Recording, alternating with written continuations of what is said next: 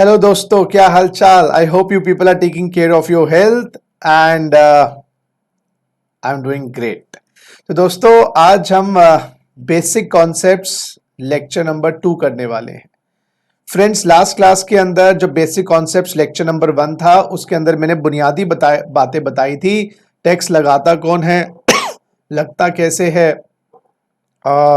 Income tax भरने के लिए क्या क्या चाहिए, और इसी प्रकार से आज मैं आपको बताने वाला हूं थोड़ी और बातें।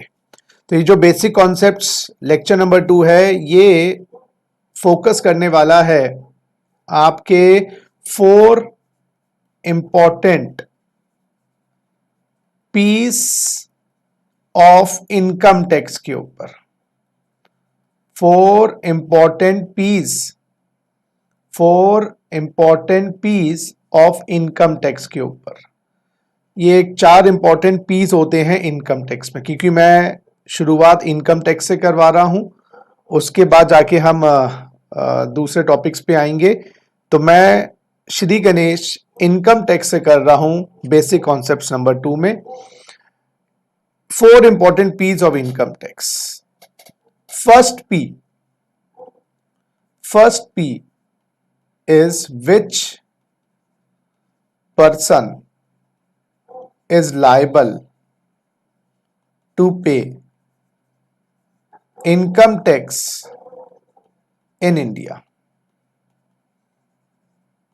कोई आपसे पूछे भाई इनकम टैक्स हिंदुस्तान में किसको देना होता है, आप क्या बोलेंगे? Who is liable to pay income tax in India?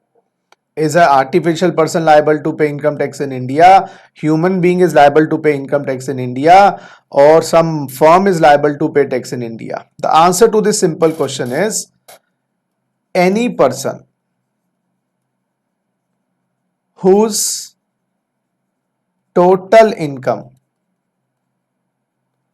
exceeds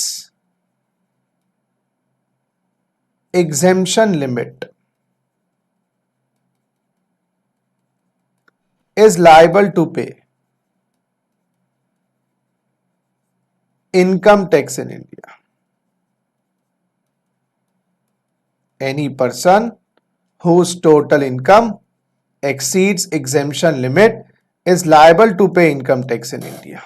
बस ये 6 लाइनों में आपको ये पता चल जाएगा कि इनकम टैक्स किसको देना होता है। पहला शब्द आ रहा है person, underline the word person. दूसरा शब्द आ रहा है total income, underline the word total income. Exceeds, exemption limit, exemption limit, ये 4 इंपॉर्टेंट शब्दों को अंडरलाइन करिए। पर्सन को इनकम टैक्स देना होता है जी, इनकम टैक्स जो देना होता है पर्सन को देना होता है। अगर आप पर्सन नहीं है आपको इनकम टैक्स नहीं देना। अगर आप पर्सन नहीं है आपको इनकम टैक्स नहीं देना। सर, पर्सन वर्ड का मीनिंग क्या है? Artificial person, natural person? Friends, person is defined under section 2 clause 31 of the income tax act 1961। तो जितने भी अब मैं सेक्शंस बताऊंगा वो हमारे इनकम टैक्स एक्ट, जो हमारी मदर एक्ट है, जो हमारी बेस है, गुरु ग्रंथ साहिब, गीता, कुरान, बाइबल, वो है सेक्शन 2 क्लॉज 31 के अंदर। उसका पर्सन के वर्ड पर्सन वर्ड डिफाइंड है। पर्सन के शब्द में, यस, पर्सन के शब्द में या पर्सन वर्ड में 7 कैटेगरीज आती है। पर्सन में 7 कैटेगरीज को सरकार इनकम टैक्स देने के लिए कहती है। 7 कैटेगरीज। 7 कैटेगरीज में है जी individual plus 6 other categories. Yes, 7 श्रेणियों के लोगों को इनकम टैक्स देना है। First category is individual and 6 other category. 6 other categories में आता है Hindu undivided family, firm, company, AOP BOI, association of person, body of individual, local authority, and last but not the least artificial judicial person. Artificial judicial person. Artificial judicial person. आइए जी, हाँ जी, तो ये 6 categories को हम डिस्कस आज के lecture में नहीं करने वाले हैं। पार्ट नंबर 2 में हम बेसिकली कंसंट्रेट करने वाले हैं इंडिविजुअल पर, कि भाई इंडिविजुअल को कब टैक्स देना है। बाकी हिंदू अनडिवाइडेड फैमिली क्या होती है, फर्म क्या होती है, कंपनी क्या होती है, एओपीबीवाई क्या होती है, लोकल अथॉरिटी क्या होती है, आर्टिफिशियल जुडिशियल पर्सन क्या होता है, वो सब बात पे। अभी इंडिविजुअल क्या होता है, इंडिविजुअल क्या होता है आप बताइएगा। सर कैसे बताएं, इसमें वीडियो में से कैसे बताएं, बता सकते हो, मैं दिल से सुन लूंगा। अरे इंडिविजुअल में आता है ह्यूमन बींग्स, ह्यूमन बींग्स आते हैं जी। नेचुरल पर्सन में human beings. Sir human beings में मेल आएंगे फीमेल आएंगे? अरे भाई दोनों आएंगी, मेल फीमेल। अरे सर माइनर आएगा? बिल्कुल आएगा जी। सर पागल आएगा? पागल, यस। लुनेटिक भी आएगा, मेल फीमेल, थर्ड जेंडर, ये भी आएंगे जी। अरे भाई जो ह्यूमन बींग है वो आएंगे, एज इंपॉर्टेंट नहीं है, जेंडर इंपॉर्टेंट नहीं। काला आएगा, गोरा आएगा, सर गंजा आएगा, बाल वाला, मैं बार बार बोल रहा हूं भाई, कोई भी आएगा, सब आएंगे। ह्यूमन होना चाहिए, ह्यूमन होना तुम, एनिमल्स नहीं आएंगे, समझ लो बात। तो मेल, हाँ सर माइनर कैसे टैक्स देगा? अरे क्योंकि पेरेंट्स दे देंगे। लुनेटिक के इनकम कहां से होगी? अरे पहले अच्छा कमाता था, प्यार में पड़ गया दोस्तों, लुनेटिक हो गया। वो तेरे नाम है सलमान खान का एग्जाम्पल भूल गए क्या? तो ल्यूनेटिक भी आएगा। वो कैसे देगा कैसे नहीं देगा वो गवर्नमेंट की चिंता है और उसकी चिंता है। आप चिंता ना करें, देना पड़ेगा।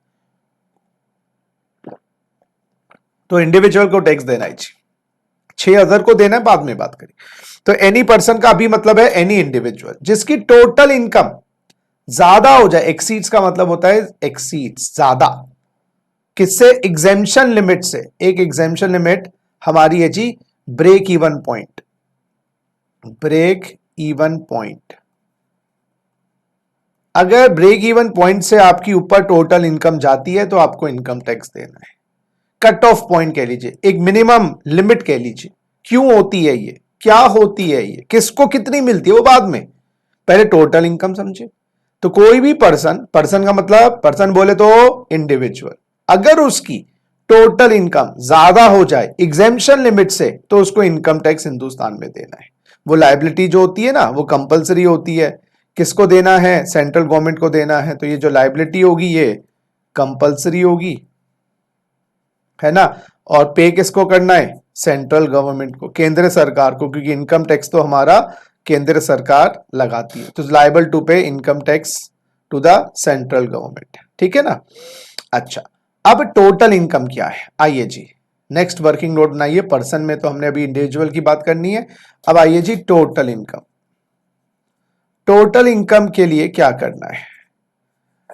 टोटल इनकम के कुछ स्टेप्स हैं। Step 1, determine various sources of income. Sources of income पता लगाइएगा, पैसा कमाने के जरिए क्या है। थोड़ा सा आइडिया दो, आप लोगों ने भी सोच रखा होगा कि जब बड़े होंगे आप पैसा कमाएंगे, जॉब से कमाएंगे, एक तरीका जॉब, दूसरा अपनी प्रैक्टिस कर सकते हैं, सीएस बनने के बाद प्रैक्टिस कर सकते हैं, जिसको हम प्रोफेशन कहते हैं। तो आप जॉब का मतलब ये नहीं कि जॉब प्रोफेशन नहीं है, मतलब प्रोफेशन का मतलब ये है कि आप अपनी प्रैक्टिस कर रहे हैं ना। जैसे डॉक्टर है, क्लिनिक खोल के बैठा, अगर वो नौकरी कर रहे तो जॉब हो गया। अच्छा, बिजनेस कर सकते हैं, व्यापार कर सकते हैं, हल्दीराम्स की तरह। आप रेंट ऑफ बिल्डिंग, बिल्डिंग को किराए इत्यादि पे देकर पैसा कमा सकते हैं, रेंट ऑफ बिल्डिंग। आप rent of other assets, building को किराए के अलावा दूसरी एसेट्स भी किराए पे जा सकती हैं, जैसे ज्वेलरी हो गई, कपड़े हो गए। जैसे आजकल कपड़े किराए पे मिल जाते हैं, शादी ब्याह में लहंगा और क्या कहते हैं। मैं करोलबाग गया था दोस्तों, वहां पर लिखा था दूल्हे हम सजाते हैं, दूल्हे हम सजाते हैं। तो मैंने कहा भाई क्या होता है दूल्हे हम सजाते हैं? तो देखा वो रेंट की दुकान है, कपड़े वो शेरवानी और लहंगा इत्यादि बनते हैं, 1-1 लाख 2-2 लाख रुपए के बनते हैं। वो रेंट पे 10,000 रुपए दे देते हैं। और एक बार पहनने का दोस्तों मन नहीं करता ना, क्योंकि एक बार आपके साथ दुर्घटना हो गई है शादी की, तो उसके बाद दोबारा उसको उसी दुर्घटना याद आ जाएगी सारी, वो कौन याद करना चाहेगा। तो रेंट ऑफ अदर एसेट्स, उसके साथ आप सेल ऑफ एसेट्स, से भी पैसा कमा सकते हैं, शेयर्स, डिबेंचर, बॉन्ड्स बेचकर भी पैसा कमा सकते हैं। सेल ऑफ एसेट्स है ना, आपने सस्ते में कोई जमीन ले ली, जमीन को बेच दिया, गोल्ड ले लिया, गोल्ड बेच दिया। हाँ जी, और बताइएगा। अच्छा, इंटरेस्ट से भी पैसा कमा सकते हैं, ब्याज इत्यादि से।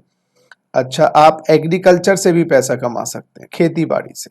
एग्रीकल्चर पे टैक्स लगेगा नहीं लगेगा वो बात की बात, पहले ये तो देखेंगे कमाने के तरीके क्या हैं। और बताइए, और बताइए, मैं ही बताया जा रहा हूँ, वैसे आप तो क्या बताओगे। अच्छा, और डिविडेंड से, शेयर्स पे डिविडेंड मिलता है, आप डिविडेंड से भी पैसा कमा सकते हैं। अच्छा, आप कैजुअल इनकम से भी पैसा कमा सकते हैं। कैजुअल इनकम होती है आपकी लॉटरी, हाँ दोस्तों बड़ी अच्छी आदत है, लगा लेना एक बार। Lottery, gambling, betting, horse race, other race. Lottery, gambling, betting, horse race, other race. इसके अंदर आपका गेम शोज, केबीसी इत्यादि, contests, betting, gambling, horse, card games, पत्ते खेलो, 3 पत्ती तो खेलनी आती होगी दोस्तों। ये सारी लक वाली इनकम्स है दोस्तों, जिसमें lottery, gambling, betting, horse race, other race, game shows, card games, ये सब आपकी कैजुअल इनकम्स है, ये आ सकती है। और दोस्तों आपको रॉयल्टी मिल सकती है। रॉयल्टी, रॉयल्टी कब मिलती है, जब आप आईपीआर होता है आपके पास, intellectual property right, know how patent, copyright, license, बदले में रॉयल्टी मिल सकती है आपको। तो आपने कुछ इन्वेंट किया है, अपनी इन्वेंशन किसी कंपनी को दे दो, उसे प्रोडक्ट बना लेंगे। तो जब आपके पास कोई इंटेलेक्चुअल प्रॉपर्टी राइट होती है, बदले में आपको रॉयल्टी मिलती है। दोस्तों गिफ्ट, यस, गवर्नमेंट कहती है भाई गिफ्ट से भी पैसा तो आ ही रहा है ना आपको। आपको कोई, आपको फ्रेंड हर साल 1 लाख रुपए गिफ्ट करता है, कमाई तो है ही। अब ऐसे फ्रेंड मिलते नहीं है दोस्तों, लेकिन स्टिल। तो जरा देखें एक बार। अच्छा, शाहरुख खान, सुनिधि चौहान, एमएफ हुसैन, कोई सिंगर है, कोई डांसर है, इनको क्या बोलोगे, ये भी तो कमा रहे हैं। स्पोर्ट्समैन विराट कोहली, ये प्रोफेशन, इसको टेक्निकली हम कहते हैं वोकेशन। वोकेशन, VOCATION, इसमें वो सिंगर्स, डांसर्स, एक्टर्स। अब मैं इस सेक्टर कर देता हूँ, उसके अलावा बहुत सारी इनकम और भी हो सकती है। तो मोटा मोटा मैंने आपको 13 टाइप्स की इनकम बताई हैं, देखिएगा जरा। Job, practice, business, rent of building, interest, sale of assets, rent of assets, rent of building, agriculture income, interest, dividend, casual income, royalty, IPR, intellectual property rights को किराए पे देती है, गिफ्ट, वोकेशन, वोकेशन में सिंगर डांस। ये step 1 था। आइए जी, step 2 कहता है ये जितने भी सोर्सेज ऑफ इनकम आए ना आपके, स्टेप 2 कहता है भैया जितने भी आपके ये सोर्सेज ऑफ इनकम आए हैं ना, इनको आप 5 हेड्स में डिवाइड करिएगा। हाँ जी, देखिए जरा। तो आपका स्टेप 2 कहता है divide all the sources of income into 5 heads. 5 heads के अंदर हमें इनको डिवाइड करना है। और ये सेक्शन 14 भी है इनकम टैक्स एक्ट का। क्यों डिवाइड करना है, पहले डिवाइड करना तो सीखे। क्यों ABCD सीख रहे हैं, पहले सीखो तो सही ABCD, फिर उसका रीजन बताऊंगा।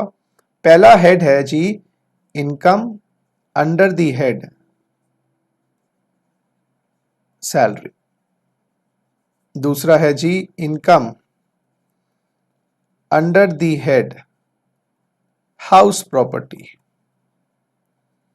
तीसरा हेड है जी income under the head business और प्रोफेशन। चौथा है जी income under the head capital gains. Capital gains, income under the head capital gains. और जो भैया 5वां है वो आपका है income under the head other sources. Other sources लिखिएगा जरा, income under the head other sources. ये 5 आपके हेड्स हैं, कैटेगरीज हैं, कॉलम्स हैं, डिब्बे हैं, अकाउंट हैं, जिसमें आपको ये ये मान लीजिए 5 ऐसे डब्बे हैं, जितना भी आपने कमाया 12-13 सोर्सेज मैंने बताए, किसी ने 4 से कमाए, उसमें आपने 15-20 लाख रुपए कमाए, वो 15-20 लाख रुपए आपको 5 डब्बों में दिखाने हैं। सीधी सी बात, ये 5 डब्बे मान लो, तो आपने जितना भी कमाया साल में, अब मैं बता रहा हूं उनको, बस 10 लाख कमाए 20 लाख कमाए, जो आया है उनको 5 डब्बों में डालना है, तो 5 लॉकर कह लो। हाँ जी, सैलरी जो है ना, इसमें आप बताएंगे कौन सी इनकम आएगी उस 13 में से।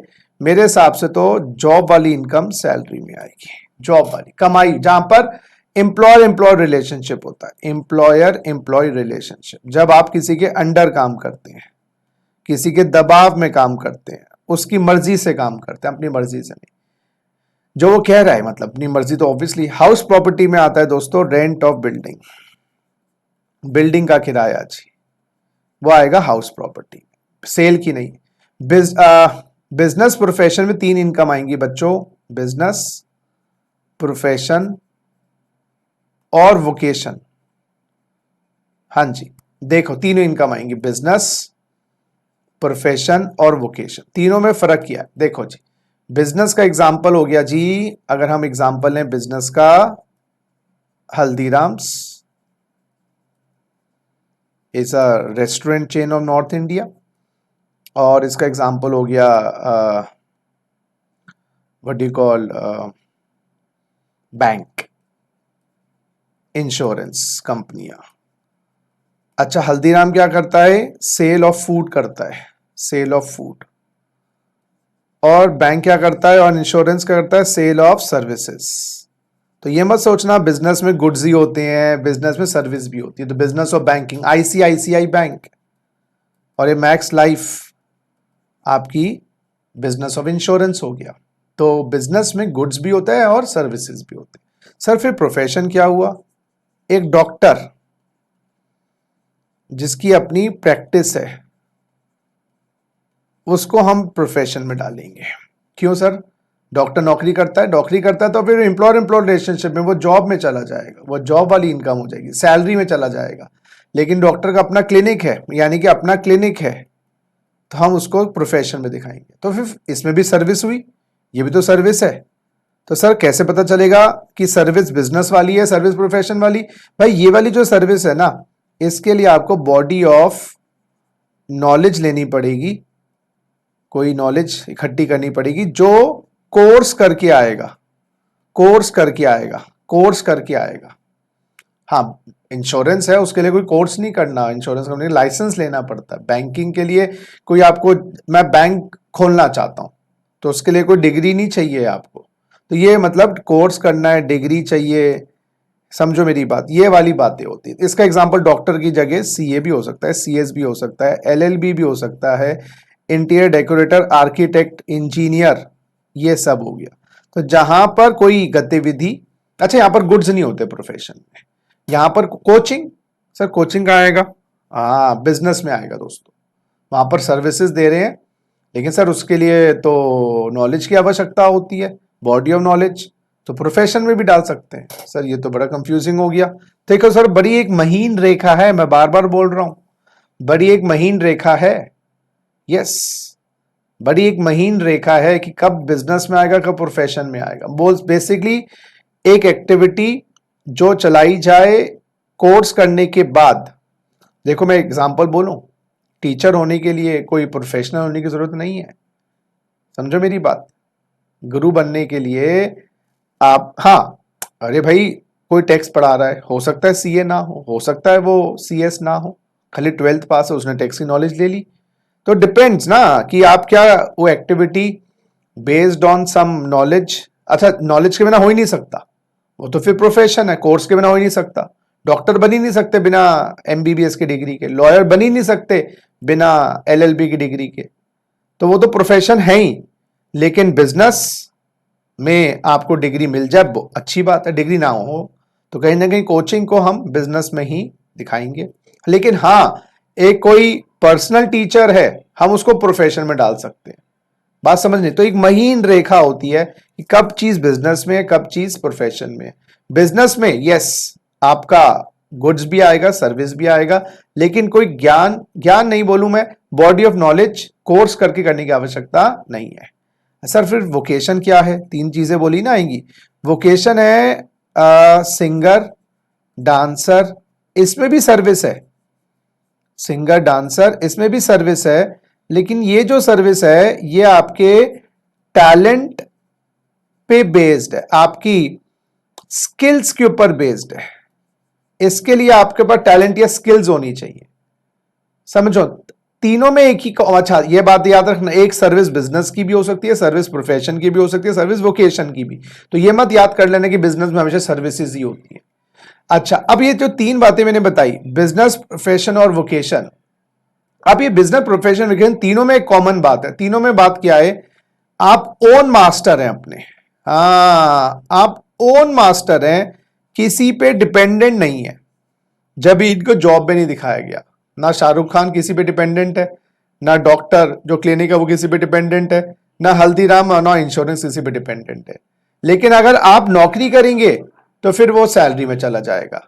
तो बिजनेस और प्रोफेशन के अंदर, बिजनेस और प्रोफेशन के अंदर याद रखिएगा कि आप अपने बलबूते अपने मालिक होते हैं।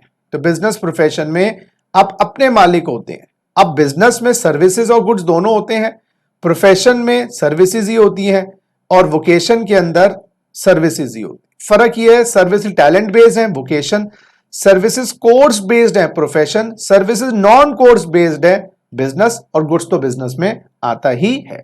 तो इसमें आ गया जी तीन एक्टिविटी जहां पर अपने मालिक है। कैपिटल गेन में क्या आएगा? कैपिटल गेन में आएगा सेल ऑफ एसेट्स। हाँ जी सर, सेल ऑफ गुड्स तो बिजनेस में भी दिखाया, अब यही तो फर्क है। कल्याण ज्वेलर्स, पीसी ज्वेलर्स, वो बिजनेस में आएगा। सेल ऑफ, वहां पर कल्याण, मान लो ये पीसी ज्वेलर्स है, ये बिजनेस है, वहां पर सेल ऑफ फूड नहीं होगा, वहां पर होगा सेल ऑफ ज्वेलरी। तो जो ज्वेलरी बेच रहा है, ज्वेलरी बेच रहा है वो बिजनेस हो गया, ज्वेलरी बेच रहा है वो बिजनेस हो गया। फिर वो सेल ऑफ एसेट्स नहीं है, क्योंकि उसके लिए, सुनिएगा बात, क्योंकि उसके लिए फूड स्टॉक है। हल्दीराम के लिए फूड स्टॉक है, ऐसी ज्वेलरी पीसी ज्वेलर्स के लिए स्टॉक है, स्टॉक इन ट्रेड। तो स्टॉक इन ट्रेड को बेचोगे तो वो सेल ऑफ एसेट्स नहीं माना जाता, क्योंकि वो रेवेन्यू एसेट्स है। तो बिजनेस में आपकी बेचने का काम है, अगर हिंदी में बोले ना, बेचने बेचने बेचने का काम है।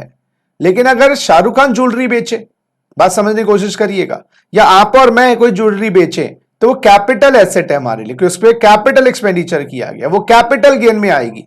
तो याद रखिएगा, sale of assets, sale of assets. एक और एग्जांपल, डीएलएफ वाले फ्लैट बेचें, डीएलएफ वाले फ्लैट बेचें, कहां जाएगा भाई? बिजनेस। आप और हम फ्लैट बेचें, कहां जाएगा? कैपिटल गेन में। तो कैपिटल गेन के अंदर याद रखिएगा कैपिटल एसेट्स हैं, जिनको बेचने का आपका काम नहीं है। तो गवर्नमेंट रेवेन्यू इनकम पे भी टैक्स लगाती है, और गवर्नमेंट कैपिटल इनकम पे भी टैक्स लगाती है। अच्छा, और जो इनकम्स इन चार हेड्स में नहीं आई, वो सारी की सारी इधर दिखा दीजिएगा। अच्छा, जरा देखें अदर सोर्स में कौन कौन सी इनकम्स आई। हमने अभी 13 इनकम्स की बात करी थी। आइए जी, जरा देखिएगा अदर सोर्सेज में कौन कौन सी इनकम आएंगी। हाँ जी, प्रैक्टिस वाली चली गई बिजनेस में, बिजनेस वाली बिजनेस में, रेंट वाली एचपी में। इंटरेस्ट आएगा जी अदर सोर्सेज में, इंटरेस्ट आएगा जी अदर सोर्सेज में, इंटरेस्ट आएगा जी अदर सोर्सेज।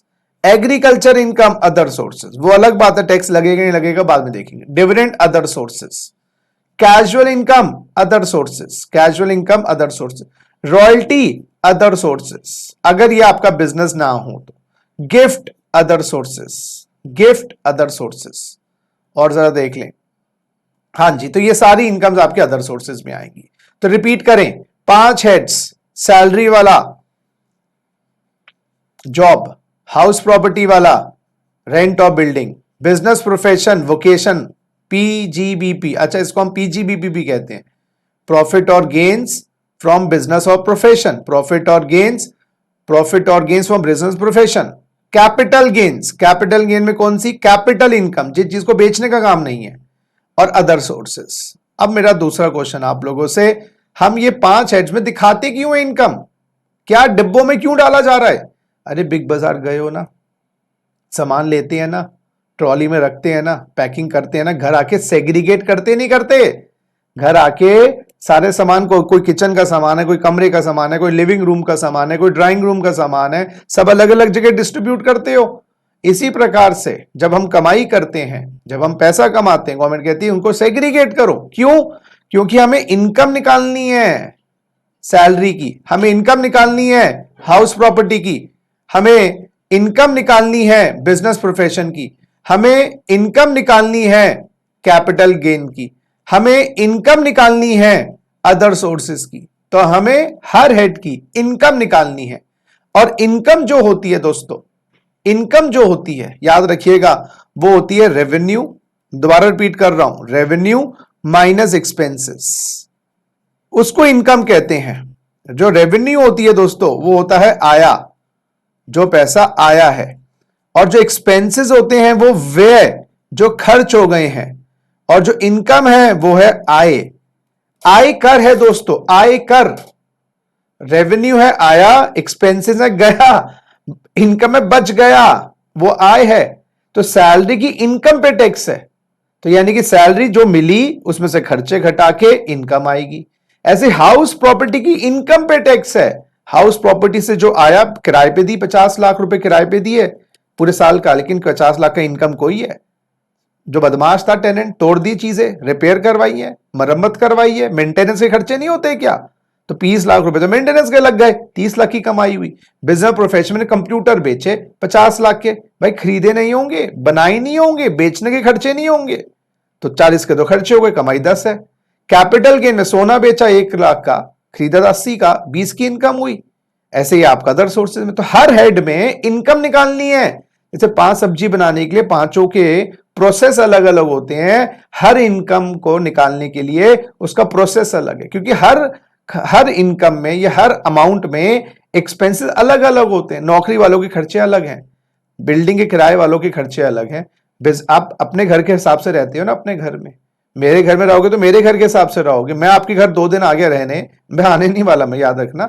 लेकिन हो सकता तुम बुला लो, सर हमारा गेस्ट रूम बना हुआ है पर आप 2 दिन हमें पढ़ा भी देना, तो भाई मुझे आपके रूल्स के हिसाब से रहना पड़ेगा। जो आप खाओगे वही खाना पड़ेगा, जो खिलाओगे वही खाना पड़ेगा। बात समझने की कोशिश करो, समझ गए ना? तो वही मैं कह रहा हूं। ऐसे ही कैपिटल, तो हर हेड के खर्चे अलग अलग हैं, तो गवर्नमेंट क्या करती है? खर्चे माइनस करती है। अच्छा, इसलिए हम 5 हेड में डिवाइड करते हैं कि जो पांचों हेड का अमाउंट आया है उसमें से इंजेक्शन लगाना है, और वो इंजेक्शन अलग अलग है, हर बीमारी का इंजेक्शन अलग अलग होता है। तो इसलिए हम सेग्रीगेशन करते हैं इनकम का 5 हेड्स में, तो सेग्रीगेशन करते हैं। अच्छा, सैलरी के जो खर्चे हैं या इनकम निकालने का प्रोसेस है वो याद रखिएगा 15 से 17 सेक्शन में है। सैलरी के इनकम निकालने का प्रोसेस 15 से 17 में है। हाउस प्रॉपर्टी का 22 से 27 में है, 22 से 27 लिखिएगा, 22 से 27।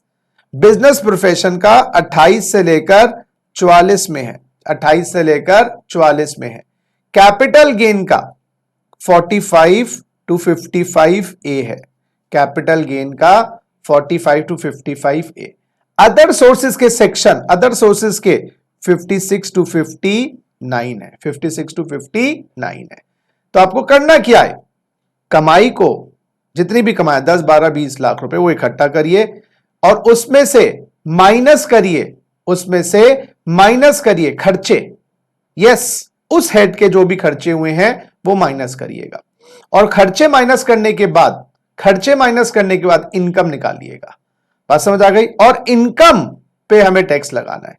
तीसरा स्टेप, स्टेप 3, अब आपको पांचों की जब निचोड़ आ जाएगा, पांचों का जब जूस आ जाएगा, 2 एडजस्टमेंट्स करनी है, 2 एडजस्टमेंट्स करनी है। एक एडजस्टमेंट्स क्लबिंग ऑफ इनकम, एक एडजस्टमेंट क्लबिंग ऑफ इनकम, और दूसरी adjustment set off losses, set off losses.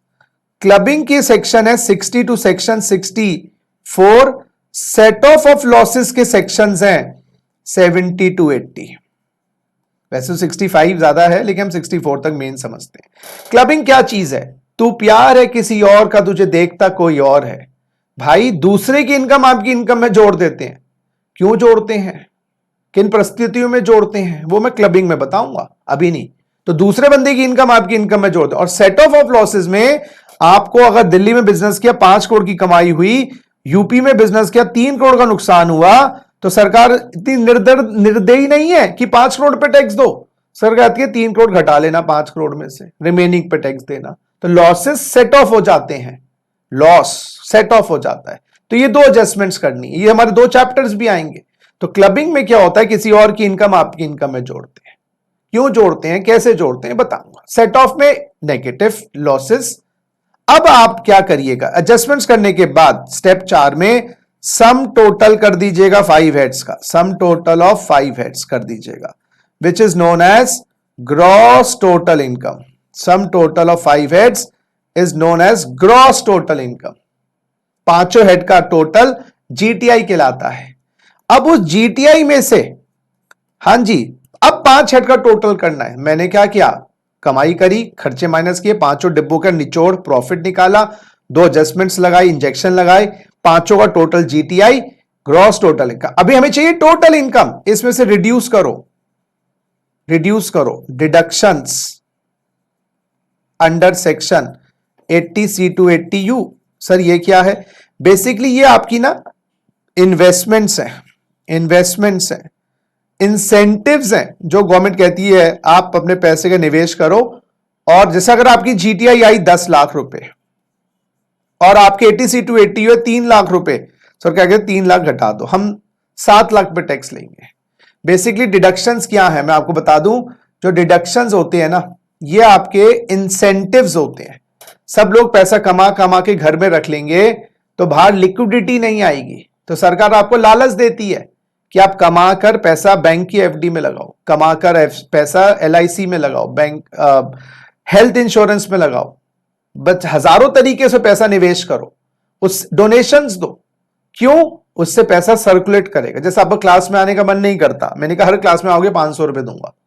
अरे बेटा, आप क्लास में 500 रुपए के चक्कर में आओगे क्या, 50 क्लास होंगी, 500 रुपए, 25,000 रुपए, और क्या चाहिए, इतनी तो फीस भी नहीं दी। तो डिडक्शंस इंसेंटिव, सरकार को तो नुकसान है डिडक्शन देके, क्योंकि डिडक्शन से सरकार की इनकम टैक्स कम होता है। कौन कहा कोई नहीं, मार्केट में पैसा तो आ जाता है, मुझे पैसा 500 रुपए देकर नुकसान है, लेकिन फायदा यह है कि आप बच्चे पढ़ना स्टार्ट कर दिए। अब step 6 is known as balance amount is known as total income. Balance amount is known as total income. इस पे टैक्स लगाना है, टोटल इनकम पे टैक्स लगाना है दोस्तों, टोटल इनकम। और ये टोटल इनकम कैसे आई, GTI minus deduction. Total income round off करनी है अंडर सेक्शन 288A। सर कैसे राउंड ऑफ करनी है, अगर टोटल इनकम आई 2,85,855 रुपए 55 पैसे, सरकार कहती है ये क्या इनकम है, इसको राउंड ऑफ करो, पैसा को इग्नोर कर दो, और 285,860 लास्ट डिजिट अगर 5 या 5 से ज्यादा है, 85 855 है ना, तो 856 857 858 859 860 हो जाएगा। 854 है, 853 है, 852 है, 851 है, तो 850 हो जाएगा। तो लास्ट डिजिट पैसा इग्नोर कर देना, पैसा इग्नोर कर देना, 80 पैसे 90 पैसे हो। 5 और मोर है तो next multiple of 10, last digit 5 और मोर है तो नेक्स्ट मल्टीपल ऑफ 10 पर राउंडिंग ऑफ है, नेक्स्ट मल्टीपल ऑफ 10। और अगर लास्ट डिजिट लेस देन 5 है तो prior multiple of 10, prior multiple of 10। तो पैसा इग्नोर कर देना, लास्ट डिजिट अगर 5 या 5 से ज्यादा है तो आपको next multiple of 10, last digit अगर 5 से कम है तो प्रायर। एक और एग्जांपल देखिए, अगर 2,85,854 आया तो 285,850, 56 पैसे भी थे इसमें, अरे भाड़ में गए 56 पैसे। अच्छा एक और एग्जांपल देखिए, 2,85,855 वो तो ले लिया ना, 858 तो 285,860। तो पैसा इग्नोर कर देना जी, लास्ट डिजिट अगर 5 या 5 से ज्यादा है तो next multiple of 10, last digit अगर 5 से कम है तो प्रायर मल्टीपल ऑफ 10। ठीक है, ये हो गया जी टोटल इनकम। अब टोटल इनकम को किससे कंपेयर करना है, यस देखिए जरा, टोटल इनकम को कंपेयर करना है एग्जेम्पशन लिमिट से। तो ये जो टोटल इनकम है ना, ये इनकम टैक्स ने एक फिगर निकाला है। अगर वो फिगर तुम्हारा एग्जेम्पशन लिमिट से, अगर वो फिगर तुम्हारा एग्जेम्पशन लिमिट से आइए जरा देखें, अगर वो फिगर तुम्हारा एग्जेम्पशन लिमिट से ऊपर चला जाए तो आपको टैक्स देना है। तो वो एग्जेम्पशन लिमिट क्या है, जरा लिखें, एग्जेम्पशन लिमिट क्या है। वो एग्जेम्पशन लिमिट अगर हम बात करें, इंडिविजुअल की बात करें, तीन है जी, तीन है जी। एक है जी वेरी सीनियर सिटीजन, एक है जी सीनियर सिटीजन, और एक है जी अदर इंडिविजुअल। दोस्तों इंडिविजुअल को तीन हिस्सों में, वेरी सीनियर सिटीजन का मतलब है, वेरी सीनियर सिटीजन का मतलब है मिनिमम 80 इयर्स या 80 इयर्स से ज्यादा, और हिंदुस्तान में रहने वाला। अभी रेजिडेंट वर्ड मतलब हिंदुस्तान में रहने वाला। इसमें लता दीदी का एग्जाम्पल आ गया, 80 साल की और रेजिडेंट भी, इंडिया में रहती भी। सीनियर सिटीजन का मिनिमम 60 साल, 80 साल से कम, प्लस रेजिडेंट इंडिया में रहने वाला। इसमें हमारे angry young man Amit ji का एग्जाम्पल आ गया, अमित जी। और अदर इंडिविजुअल में कौन आया, जो 1 और 2 में कवर्ड नहीं है, अदर देन 1, अदर देन 2। इसमें हमारा एग्जाम्पल आ गया जी SRK का, शाहरुख खान का, किरण। गवर्नमेंट 80 साल या 80 साल से ऊपर वालों को एग्जेम्पशन लिमिट देती है 5 लाख रुपए की। 5 लाख तक की टोटल इनकम में कोई टैक्स नहीं है, 5 लाख से ऊपर है तो टैक्स देना है। हमारी अमित जी को या 60 साल से ऊपर 3 लाख की, 3 लाख रुपए की लिमिट देती है जी। जिन लोगों की टोटल इनकम 3 लाख रुपए तक है उन पे टैक्स नहीं है, अगर वो मिनिमम 60 साल या उससे ऊपर है, 80 से कम। और शाहरुख खान या आप या मैं, हमें मिलेगी जी 2.5 लाख रुपए की। तो आप मुझे बताएंगे कैटरीना कैफ को कौन सी लिमिट मिलेगी, 2.5 की, मोदी जी को 3 की, मनमोहन सिंह जी को 5 की। रेजिडेंट क्या होता है ये आगे जाके चैप्टर में हम पढ़ेंगे, एक रेजिडेंशियल स्टेटस चैप्टर है उसमें जाके आएगा, लेकिन अभी आप कंसिडर करिए मिनिमम 80, मिनिमम 60। क्लियर है बात। चलिए तो अब मैं आपसे क्वेश्चन पूछता हूं, mister x total income 6 lakh और नॉन रेजिडेंट है, बताइए लिमिट क्या दोगे। सर 2.5 लाख। क्यों सर 2.5 लाख क्यों, अरे बेटा अच्छा उम्र तो बता ही नहीं, उम्र 85 इयर्स, चाहे इंडिविजुअल 85 है। अच्छा ये टोटल इनकम 6 लाख है, ये छोड़ो, ये टोटल इनकम वर्ड हटा ही देते हैं, कंफ्यूज कर रहा है ना। यहां पर उम्र लिखते हैं, तो मिस्टर एक्स है 85 इयर्स की उम्र है और नॉन रेजिडेंट है, 2.5 लाख की लिमिट, क्योंकि नॉन रेजिडेंट है थर्ड कैटेगरी में आ गया, तो थर्ड कैटेगरी में आएंगे 60 साल से कम वाले और सारे नॉन रेजिडेंट्स, क्योंकि फर्स्ट 2 में दोनों जगह रेजिडेंट वर्ड है, तो भाई जो नॉन रेजिडेंट जो इंडिया में नहीं रहता वो तो यहां ही आएगा। अच्छा दूसरा example, mister x 85 years resident, sir 5 lakh रुपए, बहुत बढ़िया। Mister x 65 years plus resident, sir 3 lakh रुपए, बहुत बढ़िया मुन्ना, बहुत बढ़िया। सर मिस्टर एक्स, अरे क्वेश्चन तो बोलने दो भाई, 65 years non resident, sir 2.5 lakh, non resident 2.5 में ही आएगा। सर अरे भाई सुनो, मिस्टर एक्स 25 साल प्लस नॉन रेजिडेंट, अरे बेटा 2.5 लाख की लिमिट ही लगेगी। मिस्टर एक्स 25 साल रेजिडेंट, 2.5 लाख की लिमिट ही लगेगी। तो जो 60 से कम है या नॉन रेजिडेंट है, आप नोटिस करना सब पे लिमिट 2.5 की है। बात समझ आ गई। चलिए ये हो गया आपका फर्स्ट पी। फर्स्ट पी क्या था जरा देखेंगे। फर्स्ट पी था any person whose total income exceeds exemption limit is liable to pay. Person में 7 कैटेगरी, अभी इंडिविजुअल, टोटल इनकम, स्टेप्स बताए, हेड्स, 5 हेड्स का निचोड़ इंजेक्शन लगाने के बाद 80C to 80U। ज्यादा हो जाए तो अगर अमित जी की इनकम 3 है, नो टैक्स, 3 से ज्यादा होना चाहिए, 10 रुपए ज्यादा हो, हाँ 10 रुपए ज्यादा। अगर 3 लाख अमित जी की इनकम है 300,004, क्योंकि राउंड ऑफ होके टोटल इनकम बन जाएगी 3 लाख, टैक्स नहीं लगेगा। लेकिन 300,005 है तो 300,010, एग्जेम्पशन लिमिट से ऊपर चले गए टैक्स देना पड़ेगा, लेकिन टैक्स आगे जाके हम बहुत पेचीदगियां हैं, अभी सिंपल काम कर रहे हैं, आगे डिस्काउंट्स भी है टैक्स से, वो भी करेंगे, अभी नहीं। तो भाई एग्जेम्पशन लिमिट से ऊपर है, लायबल है जी। आइए जी, अब आते हैं हम अपने सेकंड पी की तरफ, और सेकंड पी है हमारा what is the period of calculation of total income. ये जो टोटल इनकम निकाली जा रही है, salary, house property, business, profession, ये क्वार्टरली है, मंथली है या ईयरली है? सरकार कहती है जी ये हमारी ईयरली है, ये हमारी इनकम ईयरली है, 12 महीने की इनकम निकाली जाएगी, और ईयरली का मतलब होता है 12 मंथ्स। अब ये जो 12 मंथ्स की इनकम है, यस, ये जो टोटल इनकम निकाली जाएगी बच्चों, ये 12 महीने की है, 12 महीने की टोटल इनकम पे टैक्स है। ये जो 12 महीने हैं ये काउंट करने हैं 1 जनवरी से 31 दिसंबर या 1 अप्रैल से 31 मार्च, जिसको बोलते हैं कैलेंडर ईयर, और इसको बोलते हैं भाई साहब फाइनेंशियल ईयर। सरकार कहती है भाई इनकम टैक्स में कैलेंडर ईयर फॉलो नहीं किया जाता, चाहे इंटरनेशनली कैलेंडर ईयर होता है, हिंदुस्तान में फाइनेंशियल ईयर फॉलो करते हैं। तो हमें जो इनकम निकालनी है 1 अप्रैल से 31 मार्च की निकालनी, जिसको हम बोलते हैं फाइनेंशियल ईयर। और इनकम टैक्स में फाइनेंशियल ईयर की बजाय वर्ड है प्रीवियस ईयर। बस पर्यायवाची शब्द मान लीजिएगा, सिनोनिम मान लीजिएगा, सिनोनिम मतलब पर्यायवाची शब्द।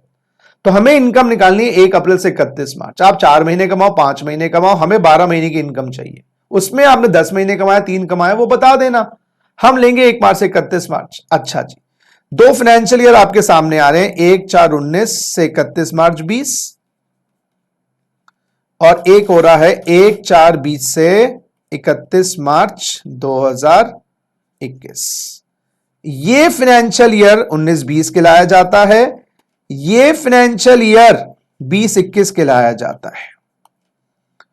अब सुनिए, अगर आपके एग्जाम्स जून दिसंबर छोड़ो, अगर आपके प्रोफेशनल एग्जाम्स, हां जी प्रोफेशनल एग्जाम्स, सीए के, सीएस के, सीएमए के प्रोफेशनल एग्जाम्स 2020 में होने हैं, तो आपके लिए है फाइनेंशियल ईयर 19-20, चाहे सीए का हो, सीएस का हो, सीएमए के हो। हाँ, वो पोस्टपोन हो जाए दिसंबर वाले जनवरी में या जून वाले जुलाई में, वो है तो 2020 के एग्जाम, समझिएगा। सीएस के जैसे जून दिसंबर में होते हैं, वो डिले हो गए, या सीए के मई और नवंबर में होते हैं, डिले हो गए, तो है तो वो जून। ये वाला जो फाइनेंशियल ईयर होगा जिनके प्रोफेशनल एग्जाम्स, ये नहीं कि सीएस प्रोफेशनल, भाई सीए, सीएस, सीएमए, जो ये प्रोफेशनल एग्जाम्स है, ये नहीं सीएस प्रोफेशनल, दोबारा बोल रहा हूं मैं।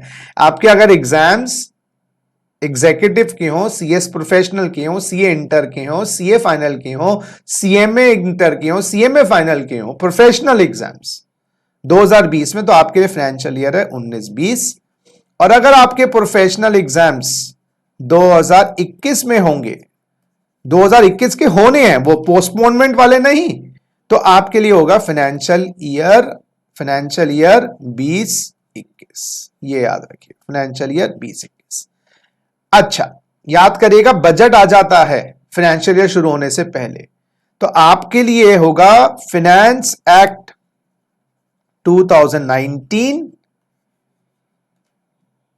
समझिएगा, जिनके एग्जाम 2020 में है, मैं दोबारा रिपीट कर रहा हूं, डिले हो जाए, मई के जून में हो जाए, जून के अगस्त में हो जाए, अगस्त सितंबर में हो जाए, नवंबर में एग्जाम है, दिसंबर में हो जाए, दिसंबर का जनवरी में शिफ्ट हो जाए, है तो 2020 का एग्जाम ना, तो फाइनेंस एक्ट 19, और इनके लिए होगा जी फाइनेंस एक्ट 2020।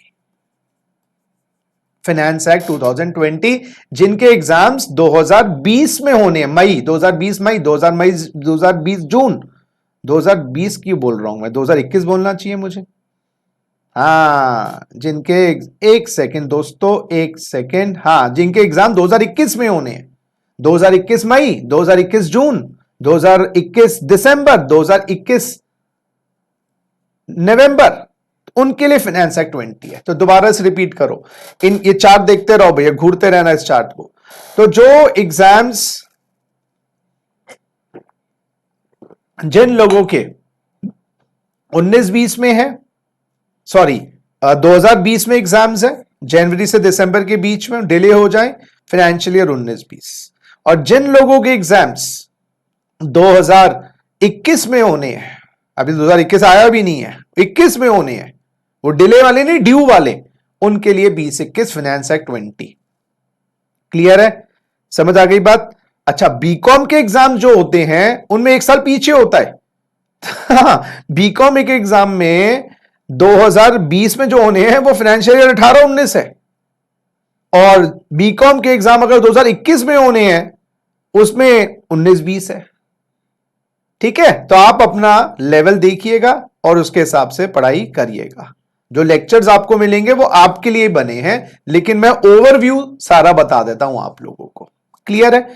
चलिए, ये हो गया जी प्रीवियस ईयर। तो दूसरा क्वेश्चन जो दूसरा पी था, what is the period of calculation of total income? बाबा रे बाबा, टोटल इनकम है 12 महीने की, और 12 महीने अप्रैल से मार्च, जिसको बोलते हैं फाइनेंशियल ईयर, और फाइनेंशियल ईयर प्रीवियस ईयर। तो अगर तुम दोस्तों तुम्हारे लिए प्रीवियस ईयर कौन सा है? 2020 के एग्जाम वालों के लिए प्रीवियस ईयर 19-20, और 2021 के एग्जाम वालों के लिए प्रीवियस ईयर 20-21, और बीकॉम का एग्जाम है 2020 में तो 18-19, और 2021 में एग्जाम है तो 19-20। क्लियर है? वैसे याद रखेंगे इन बात को। तो 2020 में एग्जाम है प्रीवियस ईयर 19-20, 2021 में एग्जाम है प्रीवियस ईयर 20-21। दोबारा रिपीट कर दूं, 2020 के एग्जाम 21 में हुए तो 19-20 ही लगेगा, या फिर अगर डिले इतने हो गए 8-8 महीने 9-9 महीने, फिर इंस्टीट्यूट बताएगा, सीएस इंस्टीट्यूट बताएगा। तीसरी इंपॉर्टेंट बात, third P, what is the period in which return and tax is deposited? What is the period in which return and tax is deposited? दोस्तों, इसको समझाने के लिए मैं अपने दोस्त रामलाल का एग्जांपल लेता हूं, जिसने एक दुकान खोली लाजपत नगर में 1/4/19 को, और उसने मुझे एज अ सीए रखा कि गुप्ता तू अच्छा दोस्त है मेरा, मेरे सारा टैक्स का काम तू करियो। तो मैं 1/4/19 को उसने बिजनेस कमेंस किया। दोस्तों, मैं उसके पूरे साल की इनकम निकालना चाहता हूं प्रीवियस ईयर 19-20 की। तो मैं कब निकाल पाऊंगा? साल खत्म होने से पहले, साल खत्म होने के बाद? सर, साल खत्म होने के बाद। तो उसका 31 मार्च 20 साल खत्म हुआ, मैं पहुंच गया 1/4/20 को। क्या मैं 1/4/20 को उसकी इनकम निकाल सकता हूं? हां, अगर वो मुझे सारे 19-20 के रिकॉर्ड्स, कागज, bills, ledger, cash book, bank account statement, investments मुझे दे दे, मैं वो टोटल इनकम निकालूंगा दोस्तों। वैसे जैसे मैंने बताया था, मैंने को कितना कमाया था? 20 लाख आए, 18 के खर्चे हुए, क्लबिंग किया, सेट ऑफ किया, डिडक्शन, और मैंने उस बंदे की टोटल इनकम निकाली 10 लाख रुपए। रामलाल की उम्र है 35 साल और रेजिडेंट है। बताइए, रामलाल को इनकम टैक्स देना है या नहीं? इंडिविजुअल है, 2.5 लाख से ऊपर है, टैक्स लगेगा। और मैंने टैक्स निकाला, अभी आपको टैक्स निकालना सिखा ही नहीं है, वो बेसिक कॉन्सेप्ट 3 में सिखाऊंगा। और टैक्स निकाला मैंने उसका 1,17,000 रुपए। ये कैसे आया ये आप सीखेंगे आगे। सरकार कहती है अगर 10 लाख की कमाई है, अपनी बीबी को 5 लाख दे रहे हो, हमें भी 1,17,000 दो। ये कैसे आया? कंप्यूटेशन आपको सिखाऊंगा मैं, आपको बेसिक कॉन्सेप्ट 3rd लेक्चर, जो इसके बाद वाला लेक्चर है, टैक्स। अब ये टैक्स गवर्नमेंट के पास जमा करवाना है, सेंट्रल गवर्नमेंट को जमा करवाना है। कैसे? बैंक में जमा होता है जी टैक्स बैंक में जमा होता है। कैसे? ऑनलाइन होता है, यस, उसको बोलते हैं ई पेमेंट, ये भी तरीके में बताऊंगा। और मैनुअल पेमेंट, अरे भाई जैसे दुकान पे जाके shopping, manual shopping, online shopping Amazon के तरह, ये बैंक में भी होता। उसके बाद एक काम और करना, आप फाइल करेंगे इनकम टैक्स रिटर्न, मैं फाइल करूंगा इनकम टैक्स डिपार्टमेंट में। ये रिटर्न क्या चीज होती है? इनकम टैक्स रिटर्न ये बताने के लिए कि हमने कितना कमाया, क्योंकि दोस्तों सुनिए, जब टोटल इनकम निकाली गई ना, सरकार ने कोई हस्तक्षेप नहीं किया। टैक्स निकाला गया, सरकार ने हस्तक्षेप नहीं किया। जब जमा करवाया, हस्तक्षेप नहीं, गवर्नमेंट को पता तो लगे कितना किया। अब ये जो रिटर्न है ये भी ई फाइलिंग के माध्यम से और मैनुअल फाइलिंग। अब मैनुअल फाइलिंग तो बहुत रेयर केस में रह गई है, लेकिन हम कर सकते हैं। वो किसके लिए होगा, वो एक चैप्टर आएगा रिटर्न का, वो बताऊंगा। तो ये 4 काम एज अ चार्टर्ड अकाउंटेंट, अगर वो खुद कर सकता, खुद भी कर सकता था, मुझे करने हैं 4 काम, अगले साल करने हैं, कमाई का अगला साल 31 मार्च 21 तक। इस साल को हम नाम देंगे दोस्तों असेसमेंट ईयर 2021। असेसमेंट ईयर 2021 में 4 काम करने। तो 19-20 की जो कमाई है ना भाई, उसका टैक्स, उसकी कंप्यूटेशन, जैसे क्लास का काम घर में जाके होमवर्क के रूप में करते हो, वही समझो ना मेरी बात। तो आपका असेसमेंट ईयर है 2021। तो अगर आपका क्वेश्चन क्या था, what is the period in which return and tax is deposited. Return और टैक्स कौन से साल में जमा करवाना है, रिटर्न और टैक्स जमा करवाना है असेसमेंट ईयर में। असेसमेंट ईयर है बाद के 12 महीने, तो इट इज द फाइनेंशियल। तो अगर आपका प्रीवियस ईयर है 19-20, तो आपका असेसमेंट ईयर क्या हो गया 20-21। अगर आपका प्रीवियस ईयर है 20-21, तो आपका असेसमेंट ईयर हो गया 21-22। अच्छा, ये वाले साल दोनों किसके लिए इंपॉर्टेंट है, 2020 एग्जाम्स, ये किसके लिए 2021 एग्जाम्स। बात समझ आ रही है, क्योंकि अच्छा यहां पर बजट कौन सा लगेगा, फाइनेंस एक्ट 2019, यहां लगेगा फाइनेंस एक्ट 2020। अच्छा, अब आपसे मैं क्वेश्चन पूछता हूं, रामलाल की प्रीवियस ईयर 19-20 की टोटल इनकम बताओ 19-20 की टोटल इनकम। सर अगले साल आएगी 10 लाख। बिल्कुल सही, प्रीवियस ईयर 19-20 की टोटल इनकम, प्रीवियस ईयर 19-20 की total income 10 lakh. Assessment year 20-21 की इनकम बताओ। अरे बच्चों, असेसमेंट ईयर की तो 10 लाख ही है, क्योंकि असेसमेंट ईयर की तो इनकम होती नहीं, इनकम तो प्रीवियस ईयर की होती है। तो यानी कि असेसमेंट ईयर हाथी के दांत है जो दिखाने के हैं, उसका कोई वजूद नहीं है इनकम टैक्स में। ये कॉन्सेप्ट कंफ्यूजिंग के लिए है। कमाई प्रीवियस ईयर की है, एज प्रीवियस ईयर की है, रहता है मर गया वो 19-20 का है, लेकिन उसका सारा जो होमवर्क है वो असेसमेंट ईयर में होता है। तो क्वेश्चन ये है असेसमेंट ईयर 20-21 का टैक्स निकालो, तो भाई सारा 19-20 में काम होगा, 20-21 तो खाली उसका होमवर्क का काम है, क्लास तो 19-20 में लगी थी। अच्छा, क्वेश्चन बोलता है प्रीवियस ईयर 20-21 की इनकम निकालो, वो ऑब्वियसली असेसमेंट ईयर 21-22 में टैक्सेबल होगी, वो उसके अगले साल टैक्सेबल होगी। बात तो लेकिन चीज वही, कान को यूं ना पकड़ के यूं पकड़ लो। तो किस साल टैक्स देना है, प्रीवियस ईयर में, असेसमेंट ईयर में, असेसमेंट ईयर में। किस साल रिटर्न भरनी है, असेसमेंट ईयर में। किस साल कंप्यूटेशन करना है, असेसमेंट ईयर में। लेकिन होता सब कुछ प्रीवियस ईयर का है।